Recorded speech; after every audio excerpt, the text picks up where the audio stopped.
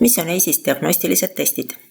Kui õpetaja on EIS-is sisse loginud ja õpetaja töölaua avanud, kuvatakse vasakul küljel hunnik kaustu ehk e-kogusid. Iga kogu sisaldab vähemalt ühte diagnostilist testi. Diagnostilise testi eesmärk selles kogus on välja selgitada iga õpilase varasemate teadmiste ja oskuste ulatus ning õppimise käigus tekkinud lüngad siis konkreetse teema, keeletaseme või osaoskuse kohta. Diagnostilisi teste kasutatakse õppeprotsessis eri kohtades ja nende kasutamise koht on konkreetselt määratud ja see on iga testi üldandmete juures kirjas.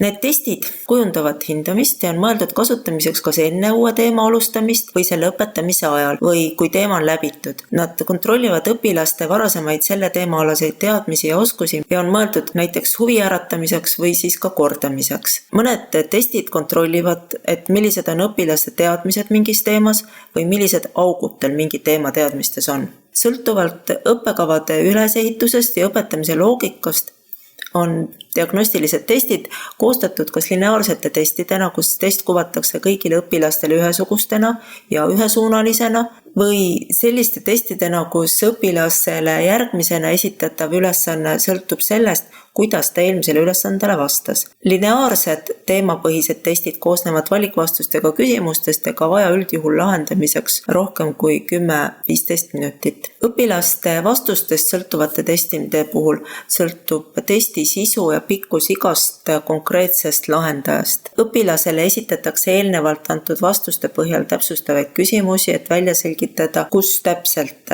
lahendaja teadmiste lüngad asuvad. Nõrgemate õpilaste puhul võib siis lahendamiseks kuluda kuni 1 koolitund. Kõik D-testid on arvuti hinnatavad ja see tähendab, et kohe peale testi lõppu näevad nii õpilane kui ka õpetaja tagasisidet ja tagasiside on sõnaline. Nüüd ma võtan siin matemaatikatesti näiteks ja esilehel on näha, milleks see test on mõeldud.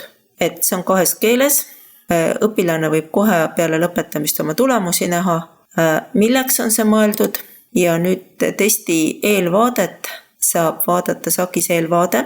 Vastan siin järjest kõik ära, et jõuda tulemuseni. Ja siin kuvatakse praegu kohe minu tagasiside. Õpetaja näeb testi tagasisidet, kui ta klõpsab või lahendatud jagamised ja tulemused. Siin on näha, et ükski 3 õpilasest, kellele ta testi suunas, ei ole veel testiga alustanud. Siin on näha ka, millist tagasisidet on kui palju õpilasi saanud. Nii et kui need lapsed on nüüd testi lahendanud, siis siin 0 muutub mingiks arvuks ja selle arvu peal klõpsates on näha ka õpilaste nimekiri, kes konkreetselt selle tulemuse saanud on. Tagasiside saab teha kompaktsemaks ehk siis nullised read ära peita. Õpilaste nimekiri, kes on testi lõpetanud, kuvatakse siin all, kui nad on lõpetanud ja nimel klõpsates on näha õpilase antud vastuseid. Soovin teile head D-testide avastamist.